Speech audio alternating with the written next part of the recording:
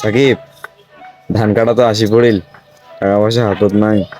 আমার তো এত কিছু অনুষ্ঠান, সাংস্কৃতিক অনুষ্ঠান। চল তুই আর মুই এবার ধান কাটা কাজ করবো। ধান কাটা কাজ করি রাখলে R1 5 কিনি ফেলাম এখন। ঠিক আছে, করবি তো? ধান কাটবো, আইফোন টাইফোন কিনবো। মুই তো একেবারে 250-300 টন ধান কাটি গেলাম। তুই এলা কি করিস সেই কথা বল। ঠিক আছে, তোর কথা তো মুই একমত। তাইলে তো 10 দিন বাকি আছে ধান কাটার। 10 দিন পর আসিস, ধান কাটি যাবো। ঠিক আছে? সাকিব, ওটা গাছের গোড়াত বসে কি করিস?